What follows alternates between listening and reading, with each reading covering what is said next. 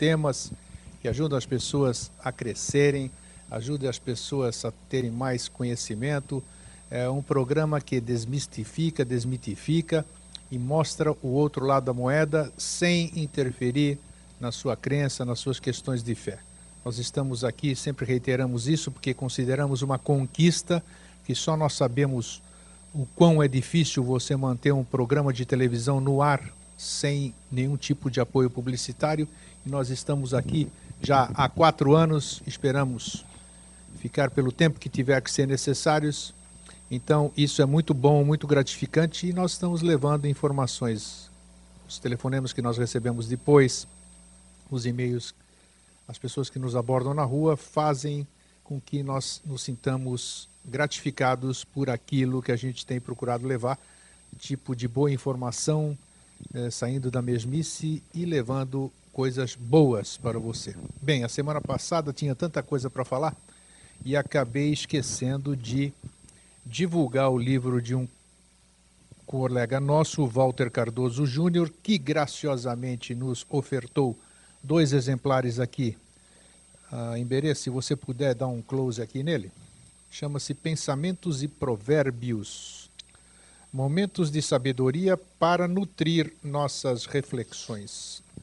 A partir de agora, desse instante, os 2 primeiros telefonemas, 3222-1137, telefonou, ganhou sem sorteio nenhum, 3222-1137, você vem buscar aqui na TV Floripa, canal 4.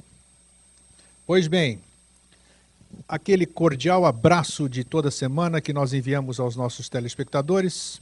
Hoje, em especial, a Helena, lá de São Paulo, nossa querida amiga, que tem feito coisas boas para nós lá, que necessitamos daquele grande centro, da Yara, da Maria Delice, da Maria Amélia, que amanhã estão indo curtir umas férias gostosas lá em Belém, que façam uma boa viagem, um bom proveito. Todos os nossos amigos, o Dr. Birajara Franco Rodrigues, lá de Varginha, o Carlos Reis, de Juiz de Fora, enfim, todas essas pessoas que nos agraciam com a sua preferência aqui nas quintas-feiras, às 8 às 9 da noite. Bem, já trouxemos aqui em outras ocasiões, e trouxemos mais uma vez hoje, o Dr. Paulo César Trevisol Bittencourt, que é neurologista e professor da Universidade Federal de Santa Catarina.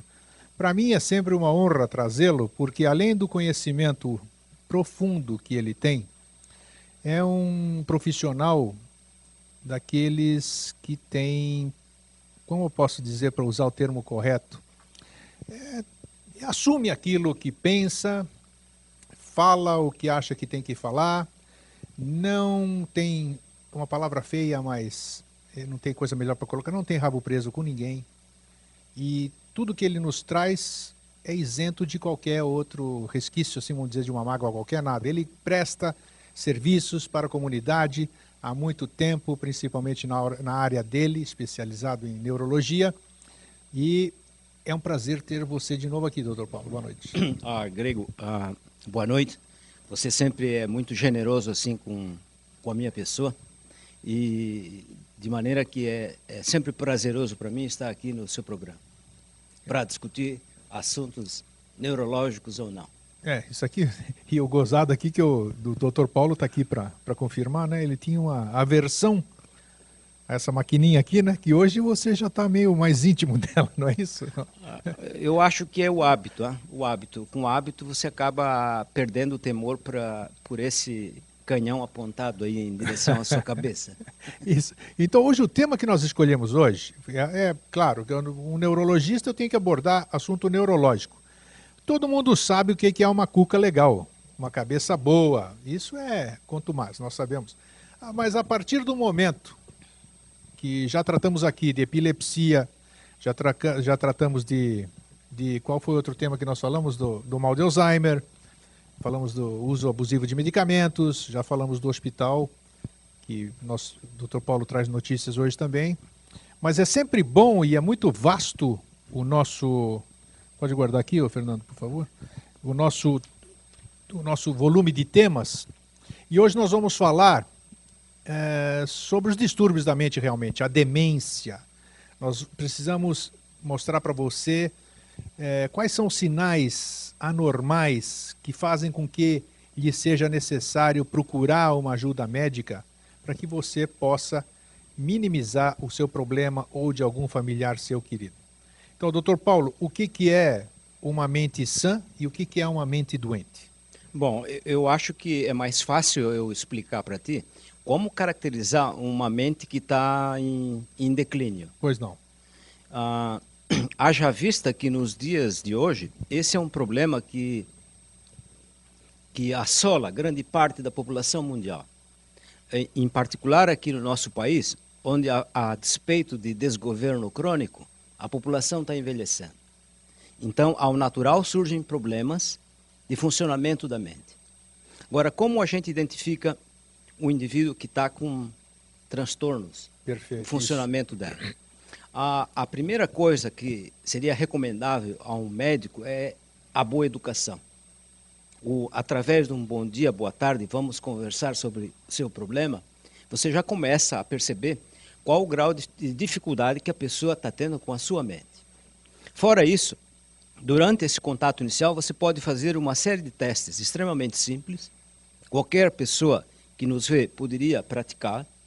E no caso dele encontrar uma resposta não adequada a esses testes, você deveria questionar a capacidade cognitiva desta pessoa. Eu vou simplificar isso para a melhor compreensão daqueles que nos prestigiam com a sua audiência. Exemplo, a gente pede à pessoa, aplica uma prova chamada dos 7. Você tem 100 laranjas num saco, tiram 7, quantas ficam, Grego? 93. Menos 7. 86. Menos 7. 79. Vai chegando menos 7 até a 0, vamos ver. 72 e já começa a dar 72, menos 7, 65, menos 7, 58, menos 7, 51, menos 7, 44, menos 7, 37, menos 7, 30, menos 7, 23, menos 7, 16, menos 7, 9, menos 7, 2. Passou no primeiro teste com louvor. Yes! Ok, agora vamos à segunda. Se persiste a dúvida com relação à capacidade cognitiva da pessoa, você pode partir para um segundo teste. Quantos meses existem no ano? 12. 12. Fale eles de janeiro a dezembro.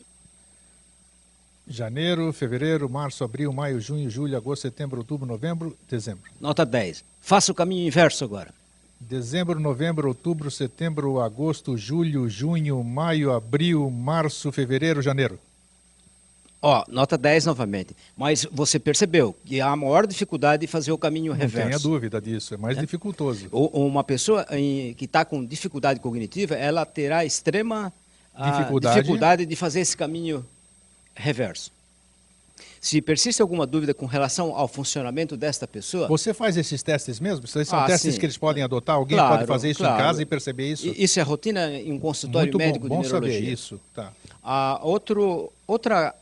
Outro aspecto que a gente deve lançar mão para questionar a capacidade mental da pessoa é pedir para ela interpretar adágios populares.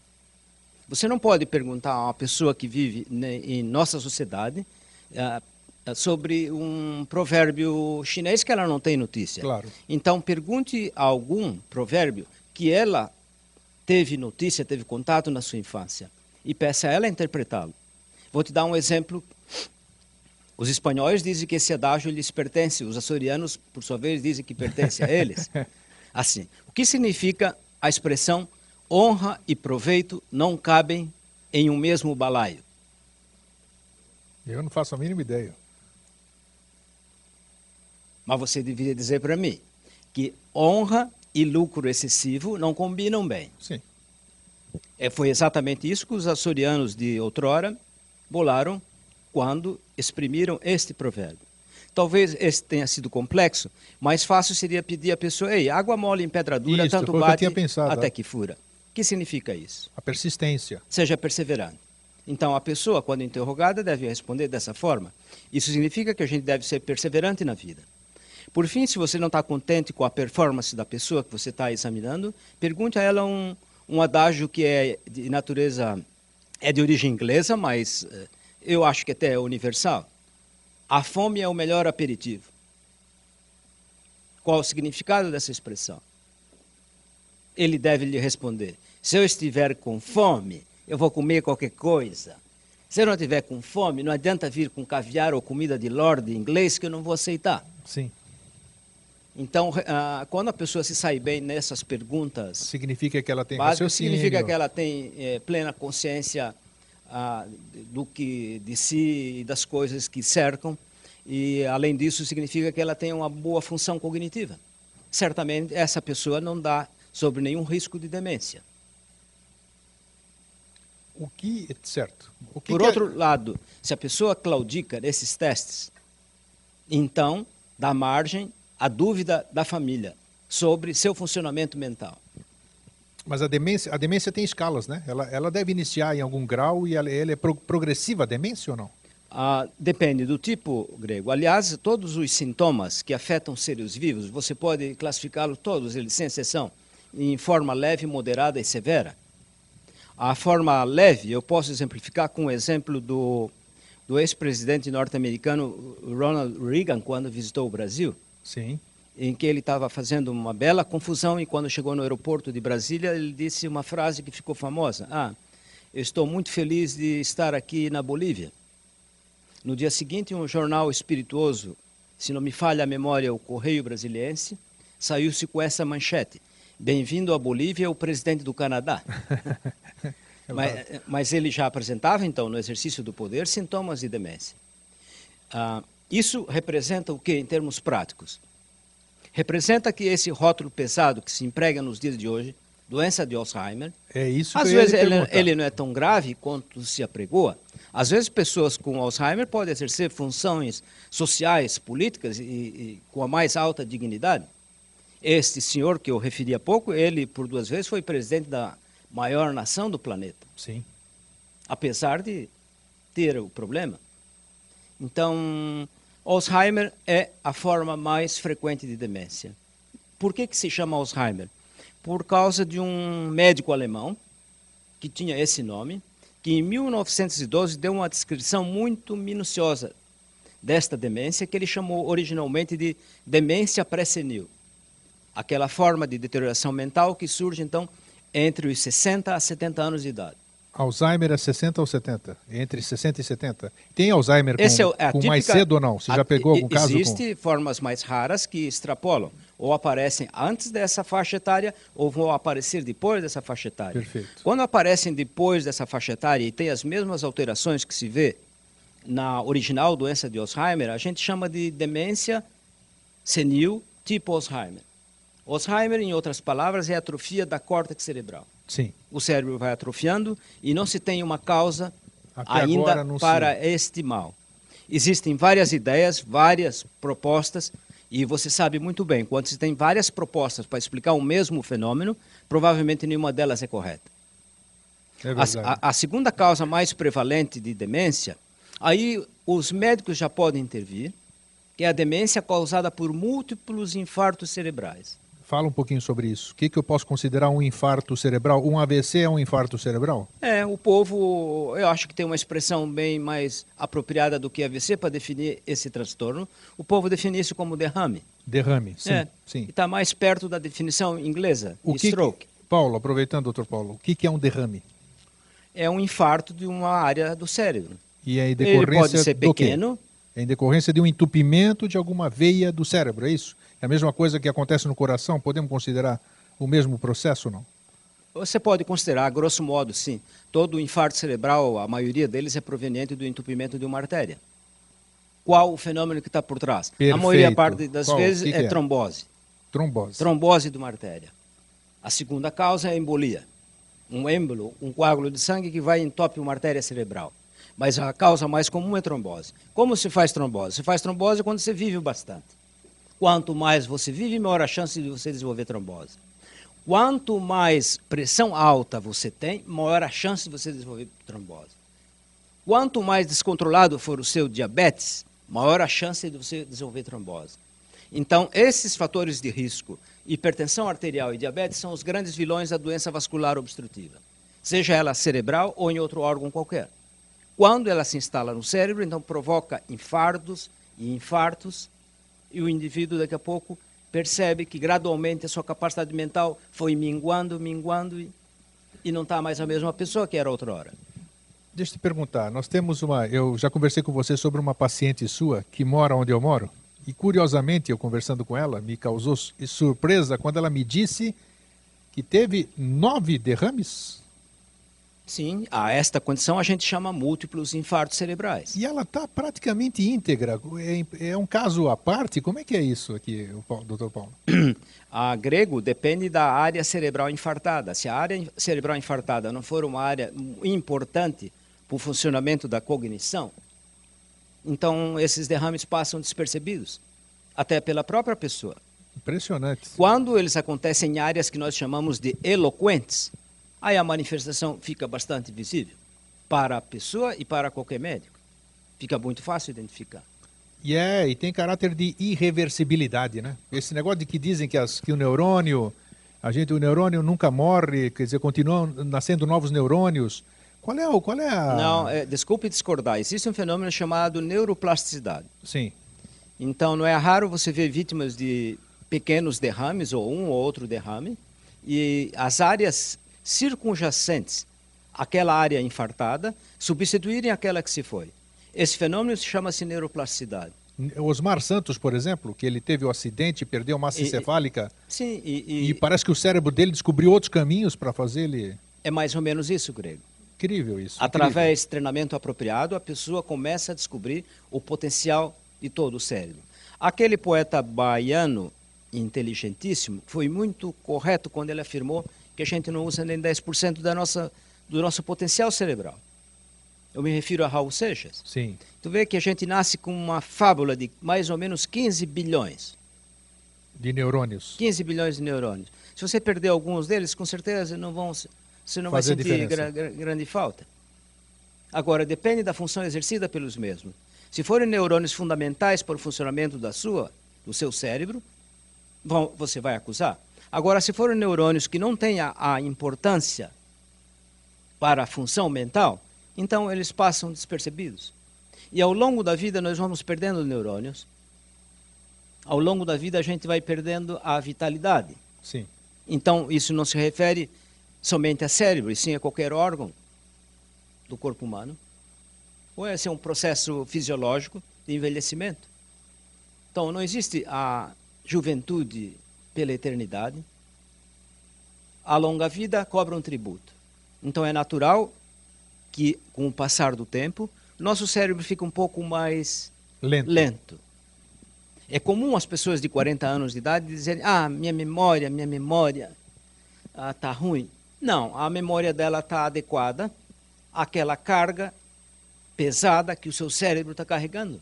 Stress. Não, às vezes excesso de informações. Nós não ainda bolamos uma letra como Bill Gates bolou, chamada delete, para eliminar arquivos inúteis da nossa memória. Nós não então, temos isso. Desde que a gente começa a nossa existência, nós vamos acumulando experiências. E chega um momento da vida, 40, 50, 60 anos, que fica difícil você fazer esse hard disk, esse computador trabalhar rápido como ele era quando tinha 20 anos. Então é natural que com o passar dos anos você fica um pouco mais lento. E a sua memória às vezes claudique. Isso é um fenômeno fisiológico.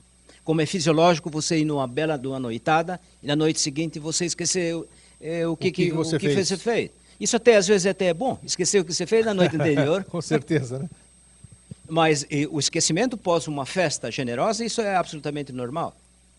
Isso é proporcional à quantidade de álcool que você consumiu. É bem sabido que álcool é um apagador da memória. É verdade que quando você fica tonto, é mito. Quando você está bebendo álcool e você começa a ficar tonto, o mito diz que é sinal que neurônios estão morrendo. A tontura é sinal de que neurônios estão morrendo. É verdade isso ou é um mito? Não, é falso. É falso. Sabe por quê? Porque existe uma estrutura dentro do nosso crânio que é extremamente sensível à ação do álcool. Essa estrutura chama-se pequeno cérebro. Em latim, cerebelo. Cerebelo é um órgão, então, que está atrás do nosso cérebro, ele ajuda na coordenação motora, ele é fundamental. Como o álcool afeta o seu funcionamento, então sobrevém esse sintoma chamado tontura. Ou o sujeito sai catando galinha na rua. É porque o cerebelo dele não está mais funcionando. Tá, Está entupido de tanto álcool. Tá. Isso faz com que ele, aí, daí progressivamente, dá um tilt, vamos dizer, no cerebelo e a pessoa desfalece ou entra em coma alcoólico, essas coisas. Esse que é o progresso, vamos dizer, Bom, de uma ingestão excessiva de álcool. Assim, como é que o cérebro reage numa situação dessas? álcool e sistema nervoso... Perfeito. É uma combinação... Perigosa? Não. Não? Bom, às vezes é agradável. Nós não estamos numa sociedade fundamentalista árabe para negar que o uso do álcool em momentos ocasionais da nossa vida contribui para a felicidade daquele momento. Um momento prazeroso. Por uma ação muito fácil de explicar. A pequena dose de álcool, ela vai inibir uma região do cérebro chamada substância reticular ascendente. Substância reticular ascendente é o policial que controla a córtex cerebral. É o polícia, é o controlador. Se você elimina o controlador, o cérebro vai começar a funcionar de maneira mais expandida. O sujeito vai perder a timidez. Então ele vai ter um melhor relacionamento social. Se, entretanto, ele continua tomando goles e goles e goles, o que vai sobreviver vai ser o efeito depressivo do álcool sobre toda a função cerebral. E aí ele vai começar a fazer bobagens.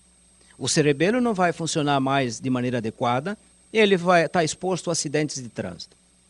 O cérebro, por sua vez, já vai perder toda a sua naturalidade e as bobagens sociais vão começar a surgir. Você está com idade suficiente para ter observado ao vivo o que o excesso de álcool faz em certas pessoas. Sem dúvida. A desinibição exagerada que o álcool promove em algumas pessoas é de tal sorte desoladora que você vê inúmeros espetáculos no dia a dia causados por isso. Então, pessoas que eram extremamente sóbrias, discretas, sobre a ação exagerada do álcool, aí viram um escândalo. Um escândalo. Então, sobem em cima de uma mesa, dão um espetáculo e fazem ataques sexuais e assim por diante. Então, uma dose moderada de álcool poderia ser considerada benéfica, até porque afina o sangue da pessoa, mas o excesso de combustível social, de lubrificante social, álcool, aí com certeza vai emperrar tudo, inclusive o cérebro. Eu lembro quando eu fiz o primeiro ano de biomédicas, né, que eu queria entrar em medicina, não tinha conseguido entrar e fiz uma similar para depois tentar. E na aula de anatomia eu me lembro muito bem, quando a gente estudava o cérebro de um alcoólatra e de um não alcoólatra. O cérebro do alcoólatra era todo cheio de derrames, pequenos derrames. E o álcool causa derrames no cérebro? O álcool não causa derrame, ele causa atrofia do cérebro. O álcool, em quantidade exagerada, ele é tóxico ao neurônio. Então, o que ele vai causar é morte neuronal. E, em consequência, o cérebro vai atrofiar. Porque era totalmente também. Diferente, Sim. E isso me chamou a atenção naquela época ali. E podemos considerar que a ingestão de álcool, o alcoólatra ou o usuário de outro tipo de drogas, até dessas drogas de aspecto religioso, que se você utilizar em excesso, nós já falamos outro dia aqui, a própria ayahuasca, que é uma... Ayahuasca, que o vinho da alma. Isto. Isso, tudo que é usado desordenadamente ou em excesso pode ajudar numa futura demência?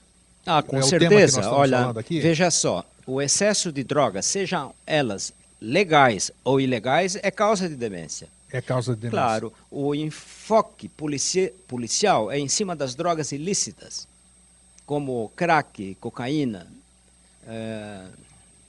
maconha, e se esquece que inúmeras drogas legais de uso corriqueiro também são capazes de provocar deterioração mental. Tipo? Drogas benzodiazepínicas, por exemplo. Tá em que remédios? Tem mais de 20, 30 nomes comerciais diferentes. A primeira delas levou o nome de diazepam. Diazepam. Lançada em Varsóvia, pós-Segunda Guerra Mundial.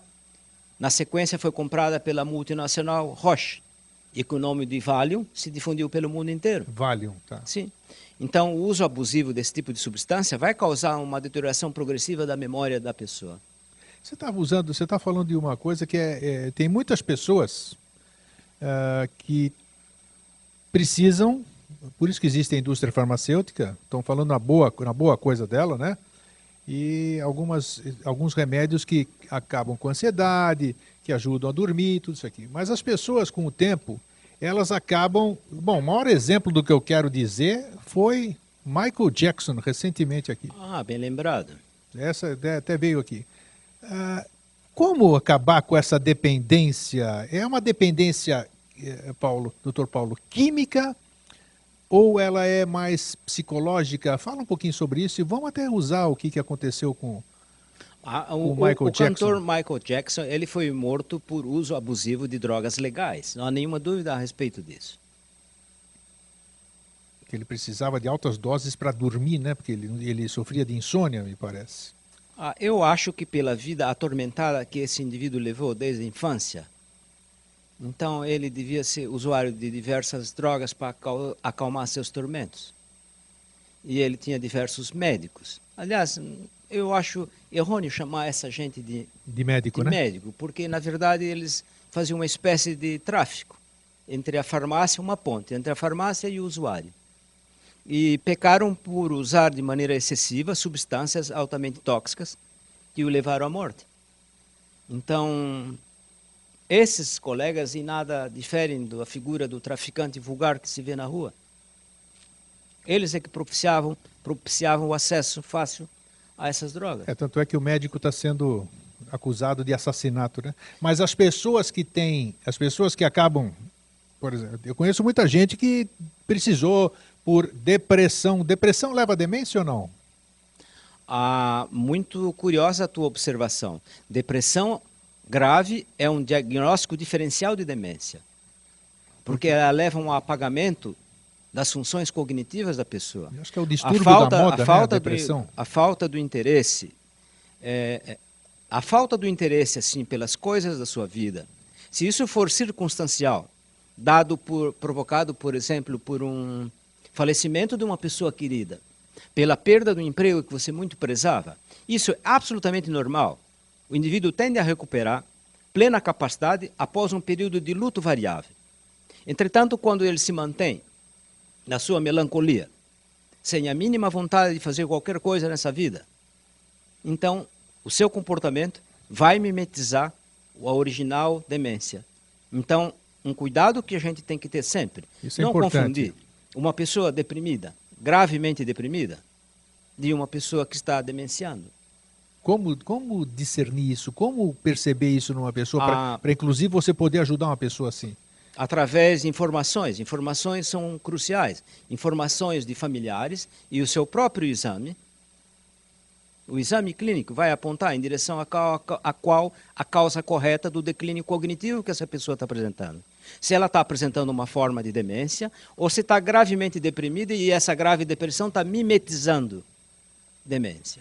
Porque você vê, eu sou grego de nascença e uma tradição na minha terra, vamos dizer, morreu alguém da família, as mulheres, você pode perceber, você vê na cultura ali, as mulheres principalmente, elas ficam de preto pro resto da vida.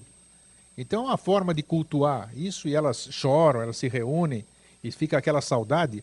É um tipo de depressão que com certeza vai levá-las. Eu tenho uma amiga aqui no Brasil, que perdeu o marido e desde então está deprimida e diz que não é mais ninguém, não é mais a mesma, e que ninguém vai mais tocar aquele corpo.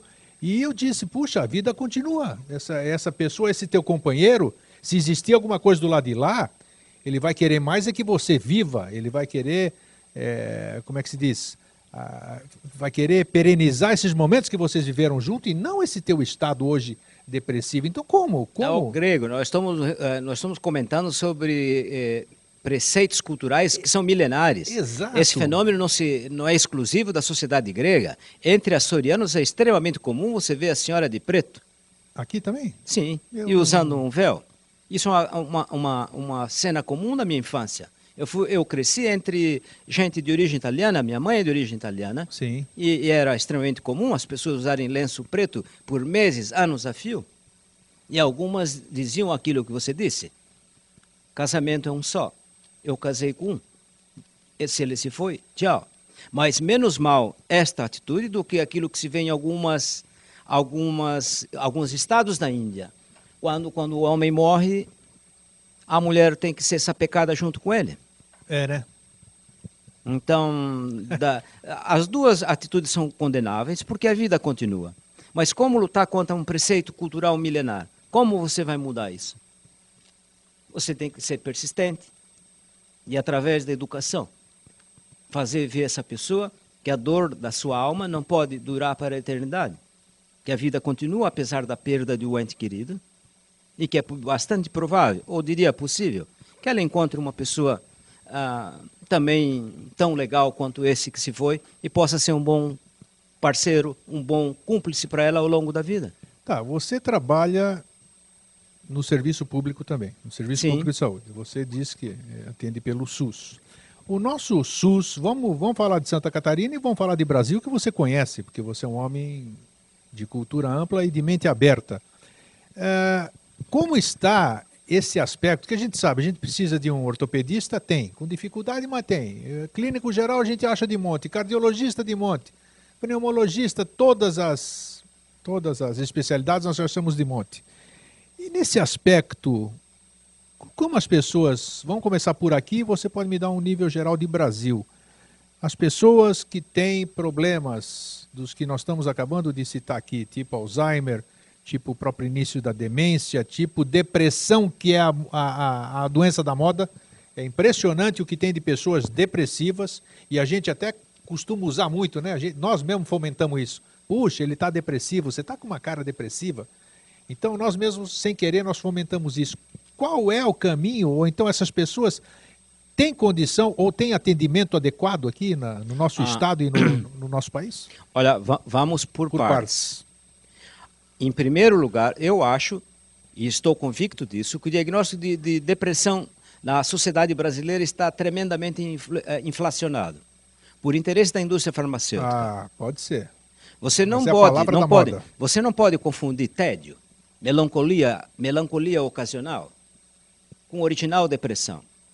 Você não pode confundir ansiedade por um trabalho desagradável ou pelo convívio conjugal desagradável com depressão. Importante isso, tem razão. Então, a moda ditada pela indústria farmacêutica faz com que você diagnostique depressão em pessoas que não são originalmente depressivas. E se elas forem influenciáveis, elas passam a ser depressivas, né? Não, e passam a ter comportamento, porque passam a usar remédios para isso. E nenhum remédio desses pode ser considerado inocente. Todos eles carregam consigo o potencial de desencadear N efeitos colaterais. O principal deles, a abolição da sexualidade na mulher. Como você vai recuperar a alegria, a vontade de viver numa pessoa que está assexuada, que perdeu inclusive a capacidade de flertar? Aí tem razão, total. Então, às vezes o tratamento, o remédio usado de maneira equivocada é a razão do infortúnio da pessoa. Então, o melhor seria, em muitas situações do cotidiano, onde você vê tédio, ansiedade, melancolia, reacionais a alguma perda, você usar terapias complementares, ao invés das nossas medicações. Não vou negar que nossas medicações não possam ter um efeito benéfico em muitas situações, mas eu somente estou comentando que elas são usadas de maneira abusiva. Irresponsável, podemos dizer muitas vezes. E aí trazem mais problemas que benefício. De maneira idêntica àquilo que se chama de drogas ilegais. Então é preciso uma certa racionalidade no uso dos nossos venenos. Medicamentos são venenos para serem usados com sabedoria e assim se tirar proveito deles.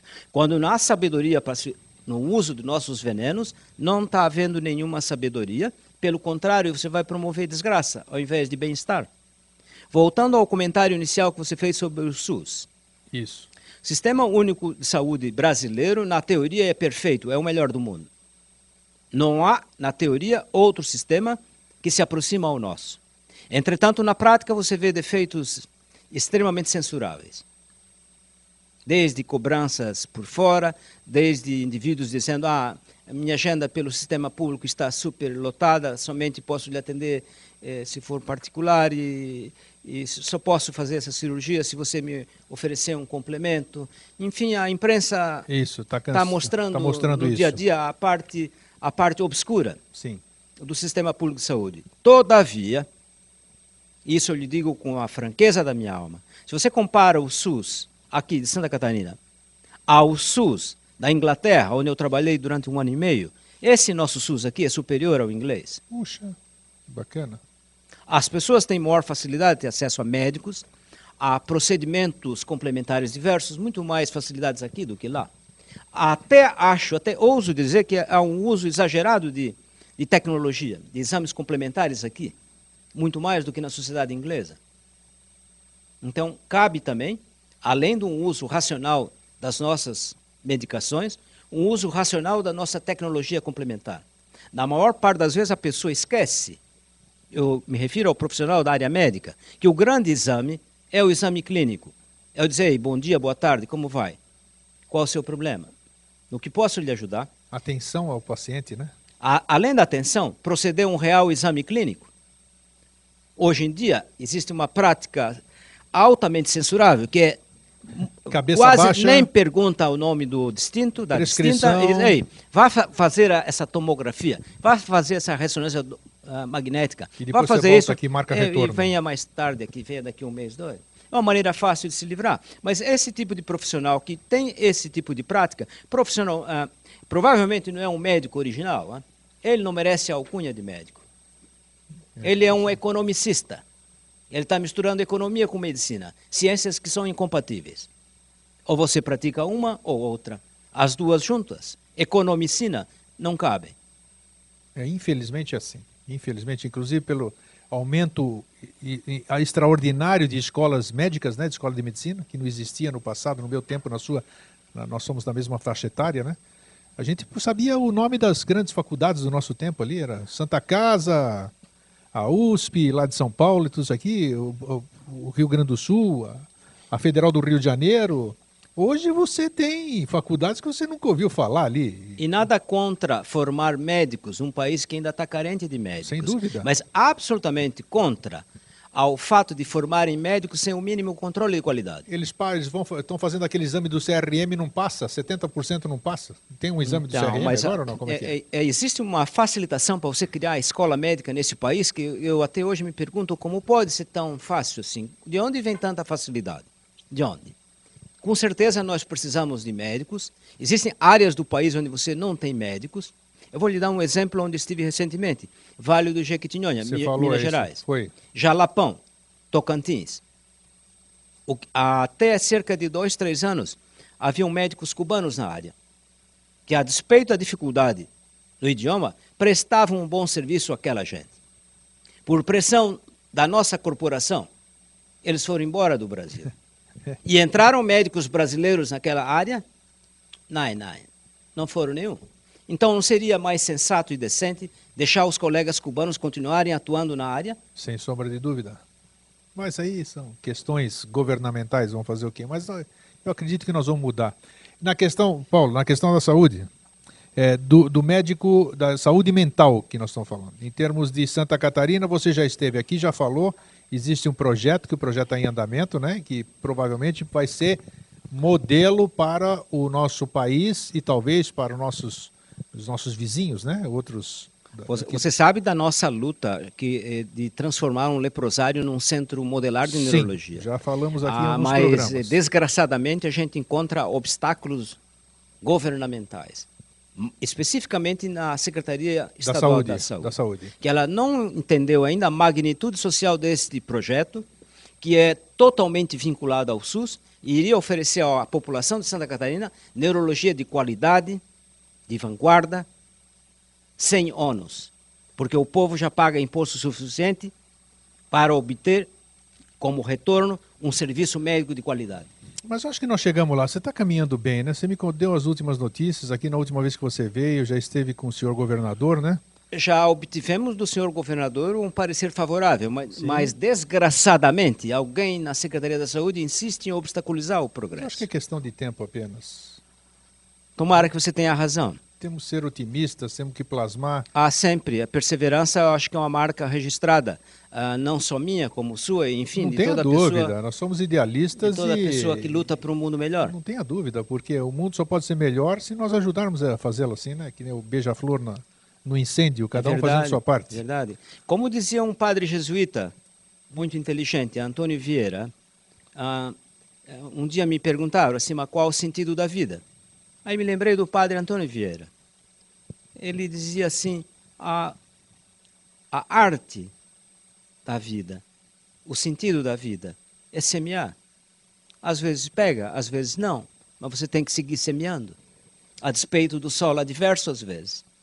Seguir semeando é seguir perseverante na vida. Não tenha dúvida. Mas antes, eu gostaria de abordar uma forma de demência Sim. que está sendo extremamente comum nos dias de hoje, devido a um procedimento que foi vulgarizado. Opa, qual é? Você deve ter visto, lido falar sobre cirurgia bariátrica em pessoas extremamente obesas. Sim. É um recurso para combater, então, obesidade mórbida. Onde coloca o anel no esôfago ali? Existem várias formas Várias de se fazer formas, isso. tá. Mas toda vez que você mexe no estômago, você corre o risco de retirar do estômago o que a gente chama de fator intrínseco. Esse fator intrínseco é produzido pelo estômago e é fundamental para a absorção da vitamina B12. Muitas dessas pessoas que são submetidas à cirurgia bariátrica passam a exibir com o tempo deficiência de vitamina B12. Mas o médico, quem faz essas cirurgias não são médicos? Sim, E como é que eles deixam passar uma notícia? Mas dessas aqui, eu por exemplo? acredito que a maior parte dos meus colegas envolvidos em cirurgia bariátrica, eles fazem essa recomendação à pessoa. Entretanto, ela com o tempo, ela por desleixo, Sim, tá. A própria pessoa, o paciente desleixa então depois. ela deixa de fazer o suplemento vitamínico necessário para o resto da sua Entendi, vida. perfeito. E aí começam a surgir problemas tais como, eu estou com extrema dificuldade de andar à noite. Esse é um sintoma inicial da deficiência crônica de vitamina B12. Você, durante o dia, você realiza com perfeição suas tarefas. Quando lhe retira a luz, você é incapaz de dar um passo. Falta Porque de a vitamina falta B12. de vitamina B12 provoca uma alteração numa parte da medula chamada sensibilidade profunda, onde carrega a sensibilidade profunda. Sensibilidade profunda é aquela que te dá noção da posição do teu pé, da tua mão. Puxa, que interessante isso. Sim. Mesmo no escuro, você sabe onde está o seu pé, você sabe onde está a sua mão, você sabe onde está a colher aqui, foi a luz embora, está aqui o prato na minha frente e eu posso seguir comendo. Quando o cordão posterior da medula é lesado por falta de vitamina B12, a pessoa perde essa habilidade. E aí começam os transtornos. À noite, o sujeito fica realmente desastrado.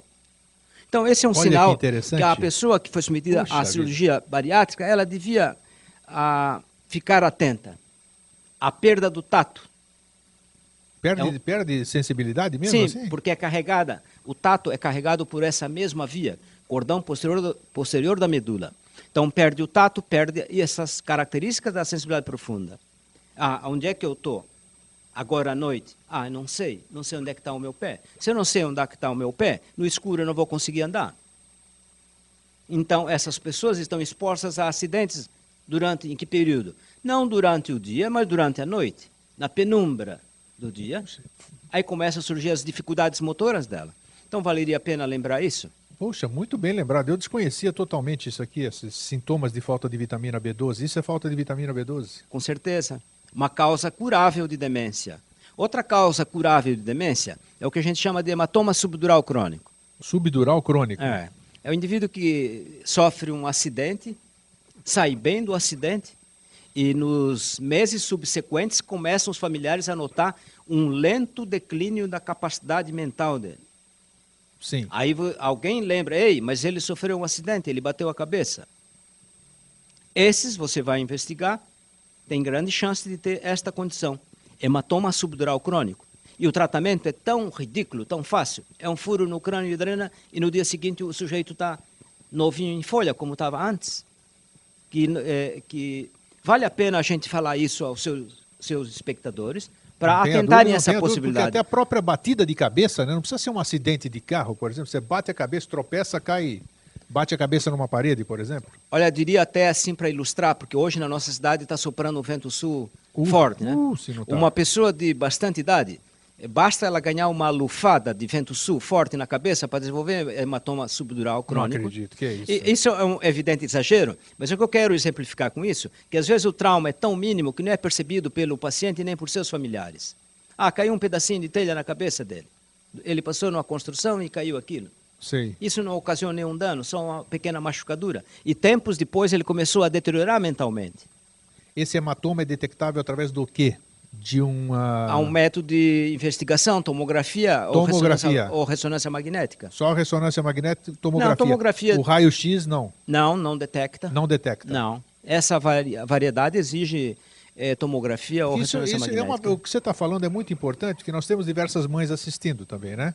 E todos nós sabemos, nós pais, sempre temos essa preocupação quando os nossos filhos, nossos netos batem a cabeça. Então, é sério essa questão de realmente bater a cabeça, ficar em observação, manter a criança acordada. Aproveite e já dá uma indicação nisso, que você já está me chamando a atenção, é muito interessante. Bom, o temor quanto à preocupação que se deve ter logo após um trauma de crânio é com relação a outro tipo de hematoma. Perfeito. Um que a gente chama de hematoma extradural. Quando é batido aqui, ó, na sua têmpora. Na têmpora? Sim, porque na têmpora, no osso da têmpora, corre atrás, grudado no osso da têmpora, corre uma artéria chamada meningia média. Ela é calibrosa. Então, quando você sofre um impacto na região temporal... É a mesma da enxaqueca ou não? É a mesma da enxaqueca ou não? Não, é a região aqui. A região, sim. A região temporal. Tá. Se você sofre um impacto forte na região temporal, jogando futebol, é comum isso. Vários jogadores já tiveram uma morte estúpida por essa razão. Um dos adversários, ao invés de cabecear a bola, cabeceou a têmpora da pessoa. Aí houve uma fratura do osso temporal. Com a fratura do osso temporal, houve uma laceração, um rompimento dessa artéria meningia média. Acontece? Chega a acontecer o rompimento? Não, por isso que é preciso ficar vigilante diante de uma pessoa que sofreu um trauma agudo. Se ela começa a dar sinais, por exemplo, de estou com dor de cabeça crescente, começa a entrar em sonolência gradual, sono, esta pessoa é possível que tenha desenvolvido esta complicação. Olha aí, ó. Hematoma extradural. Esse é distinto daquele outro que é causa de demência. Aquele outro nós chamamos de hematoma subdural crônico. Este hematoma extradural, associado ao trauma agudo, se não houver uma intervenção rápida para a drenagem desse hematoma, o óbito vai sobrevir. Sério? Com grande facilidade. E não adianta operar o indivíduo depois que ele já está em coma de passé, em coma profundo, que fica difícil, suas chances diminuem de maneira considerável. Acho que é interessante, então vamos ficar atento a esse tipo de acidente aí, né, para poder... Por isso que se recomenda que a pessoa, depois de um trauma de crânio relevante, ou que exiba traço de fratura nesse osso aqui, temporal, que ela fique em observação 24 ou 48 horas. Que se fique observando a pupila dela. Se elas ficam assimétricas, uma pupila maior que a outra, isso é um sinal de alarme. Se ela tem vômitos, é um sinal de alarme. Se ela começa a entrar em sono profundo, é outro sinal de alarme. Esses sinais indicam, vamos rápido, não há tempo a perder. Puxa vida, hoje tá novidades para mim. Deixa eu só dar um alô aqui, essas pessoas que ganharam o livro. Para retirar o livro, basta vir aqui no horário comercial, na TV Floripa, na Rua Visconde de Ouro Preto, 308, primeiro andar. Edifício Sindicato dos Bancários, aqui no centro de Florianópolis. Vou repetir, Rua Visconde de Ouro Preto, 308, primeiro andar, horário comercial, edifício do Sindicato dos Bancários. Pode vir aqui e procurar o seu livro com quem estiver aqui. O seu nome vai estar anotado. Muito bem, olha como o tempo corre, Paulo, é impressionante, né? A gente vai conversando. Questão da demência que nós estamos falando de novo. Eu gostei muito dos testes que nós fizemos aqui no começo. E... Você ganhou nota 10 no boletim. Ainda bem, né? Tá com o motor 5.8 inteiro ainda. Tá, sim, pode ser considerado, tá inteiraço. Eu tenho percebido, eu que converso com muitas pessoas, uma das coisas que eu mais gosto de fazer é conversar. E conversar coisas úteis, né? Porque inúteis eu não tenho mais essa paciência. E a gente tem percebido que as pessoas têm estado muito infelizes dentro dos seus lares. Dentro dos seus lares. Em que sentido? Vivem harmonicamente, mas tem algum tipo de insatisfação. Algo não as preenche mais.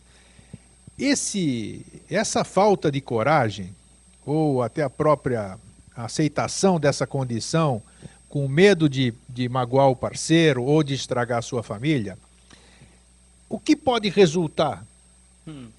Você captou a minha... Com certeza, sim, então, claro que entendi. Pois é. Eu gosto de você por causa disso, mas você já capta o que eu quero dizer. Você está falando de pessoas que estão doentes da alma? Pronto. Agora, você sabe que é difícil definir alma, espírito, mas que essas coisas existem. Sim. Então, como você vai jogar adiante uma convivência conjugal que não está satisfatória? Para um, frequentemente para os dois. Como você vai seguir radiante com a sua mente se seu trabalho você sofre assédio moral, social? Como? Sim, mas isso não tem caráter de reversibilidade? Depende do interesse do casal. Depende do interesse do casal. Então, de ambos. A vontade tem que ser de ambos. Diálogo seria o caminho. Na verdade, eu acho que está extremamente difícil hoje em dia você encontrar uma pessoa que está bem sucedida na sua vida conjugal e bem sucedida no seu trabalho. O que lhes dá a sustentação, meu trabalho é ótimo, eu tenho enorme prazer no que faço, aquilo permite você aturar uma vida conjugal que não é lá 100%. Entendo. O contrário também é verdadeiro. Minha vida conjugal é extremamente satisfatória, eu sou uma pessoa feliz, eu posso aturar as agruras de um trabalho desagradável. Quando, entretanto, as duas coisas se somam, aí sobrevém a doença da alma. Sim, e a doença da alma leva a quê? Leva a tédio, melancolia, leva ao diagnóstico equivocado de depressão. E daí, vamos indo além? Leva a enxaqueca sem controle. Aí um deles arruma um amante, uma pessoa confiável e os problemas desaparecem. Perfeito. Ou, mas isso pode levar, em extremos, pode levar a uma doença, vamos dizer, sair da doença da alma para vir para uma doença física, um tipo de outro transtorno psicológico. Com certeza, são inseparáveis. São inseparáveis. Um dos erros da medicina ortodoxa foi separar psiquismo de físico. Isso é impossível separar. Se eu lhe insulto todos os dias psicamente, você vai desenvolver doença psíquica e mais tarde vai sobreviver a doença física. Do outro lado, se eu lhe quebro a perna aí, no acidente, você escorregou ali na casca de banana, quebrou a perna, vai ter que ficar 3 meses aí, que nem um pica-pau, imobilizado. Aquilo com certeza você vai ficar dodói da mente. Não tenha dúvida, vou me sentir Sim, então não restrito. Se separam o psiquismo do corpo. Eles têm um vínculo, de modo que aquele ensino ortodoxo do qual eu recebi, de que problemas daqui da mente são problemas físicos são outros. Conversa fiada. Conversa totalmente fiada. Todos os problemas, quase todos, se não todos, são psicossomáticos. Compreende isso? Claro. Aquele exemplo que você falou é extremamente comum na sociedade moderna. Reconheço a internet um grande progresso que ela trouxe. A velocidade de informação é uma coisa fantástica. Eu converso com um colega meu chinês aqui, na mesma hora. Em 1 minuto estamos conversando. Converso com um norte-americano. Então, é inconteste a contribuição que esse método trouxe à troca de informações. Mas também é inconteste a série de sintomas desagradáveis que estão surgindo em decorrência do uso abusivo desta ferramenta. Não tenha nem dúvida. A pessoa está criando mofo na sua boca, porque ela não fala mais com terceiros, ela tecla um computador. Isso, exatamente. Você acha que isso... Você cria fantasias. O que não é. Fantasias, alimenta fantasias. Aí, então o seu cônjuge passa a ser uma pessoa feia, ruim, malvada, e aquele seu parceiro lá, ou parceira da internet, é uma pessoa legal. Exatamente. Mas a pessoa não tem cheiro. Nada, absolutamente. Aquela pessoa só tem palavras amáveis para ti. Sim. Aí isso você está levando para onde eu quero, para a minha pergunta final. Nem sei se o termo é apropriado, mas você, como você me entende, vai entender. Por outro lado, essas pessoas que não conseguem isso, até isso que nós acabamos de citar aqui da internet, ela faz com que a gente vire um autista no bom sentido, né? Nos fechemos no nosso mundo e vivamos um mundo paralelo ao mundo real, vamos dizer. Eu tenho visto muitas pessoas assim. E a internet não dorme. Você usou a palavra autista como indicativo de um aumento da individualidade do indivíduo, sobrepujando o coletivo, a sociedade. Ele não tem uma vida social, ele só tem vida individual. Perfeitamente. É uma espécie de autismo, vamos dizer, né? Eu diria que é uma espécie de onanismo. Porra. Você também é fogo, né? Melhor seria definir por onanismo, porque o sujeito fica dependente daquilo. Não, com certeza. Com certeza. Então passa a ser uma doença ao invés de uma ferramenta. Isso não tem tratamento ainda. Como dessensibilizar um indivíduo que está dependente desse novo tóxico? Como dessensibilizar um indivíduo que está dependente de televisão? Fica 10, 12, 14 horas por dia na frente de um quadrado altamente enlouquecedor. Aí ele só pode se queixar da vida familiar dele, né? Que não tem alternativa. Ele não vai fugir.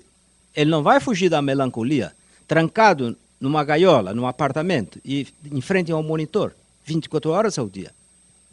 Ele vai ficar prisioneiro da melancolia, prisioneiro do tédio. Sim. É o mesmo fenômeno que se dá em relação à internet.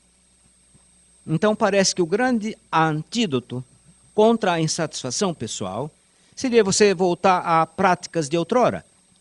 Conversar com pessoas legais. Conversar com pessoas legais faz bem à alma. Não tenha dúvida. Pessoas afins, né? Com os mesmos... Perfeito. E esquecer um pouco essa devoção à internet, a esse método. Usar sim, claro, não se pode, não estou aqui advogando uma atitude retrógrada, Claro, vamos jogar isso no lixo, porque isso não serve para nada. Não, mas usar isso com um certo bom senso, com certa racionalidade. Tirar proveito do método, sem deixar se escravizar pelo método. Sem abuso, né? Nada de abuso. Como nós falamos de uso abusivo de medicamento, nós estamos falando de tudo na vida tem que ter a sua moderação, né? Ô, doutor Paulo, as suas considerações finais, as suas orientações para por esse tema tão importante que nós falamos hoje, que é a demência, eu acho demência um termo pesado, né? Porque está enraizado na nossa mente, assim, quando a gente fala em demência, a gente vê aquilo que o Instituto Juqueri de São Paulo e todas essas coisas que nos mostraram sempre aquele aspecto degradante do ser humano, né? Que ele não pensa nada, é um vegetal e é isso que a gente pensa em demência. E demência não é isso, né, doutor Paulo? Grego, no passado, nós rotulávamos as pessoas idosas em declínio cognitivo como esclerosadas. Isso. E o destino delas eram esses campos de concentrações, chamados de colônias psiquiátricas, distribuídas desumano por todo o Brasil. Desumano. Então, é bastante provável que aquelas pessoas que eram referidas por nós como esclerosadas, de uma maneira, é um termo jocoso isso, sejam originais vítimas da doença de Alzheimer.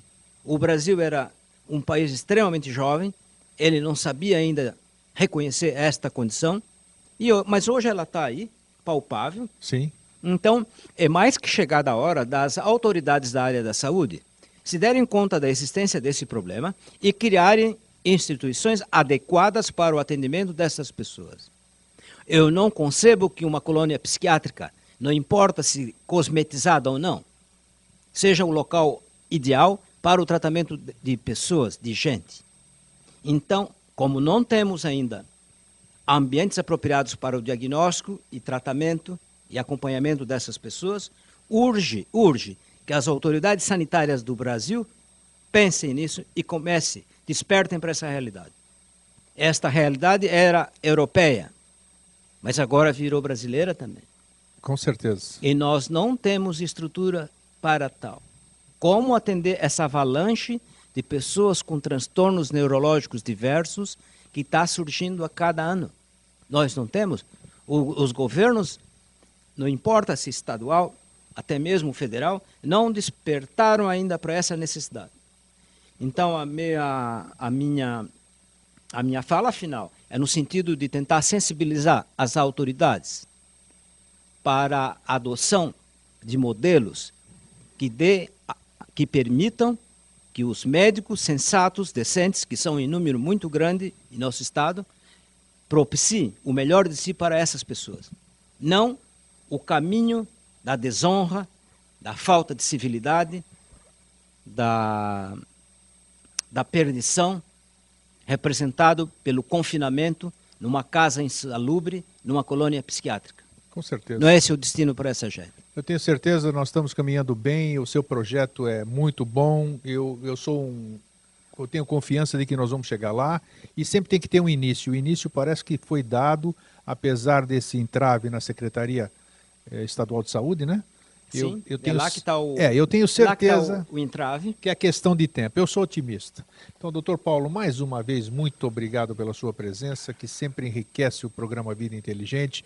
E eu acho também que se outras emissoras, outras pessoas independentes, como aqui somos nós aqui no Vida Inteligente, programas independentes que não dependem de anúncios de gente que comanda e a gente tem que restringir, fechar a boca em função de verba que a gente recebe em determinado lugar, de a gente fazer esse tipo de voz, desse tipo de apelo que o doutor Paulo fez, e nós vamos com certeza sensibilizar pessoas dentro do nosso governo, que tem pessoas de bem lá dentro, com toda certeza, em todas as áreas tem pessoas de bem que vão se sensibilizar.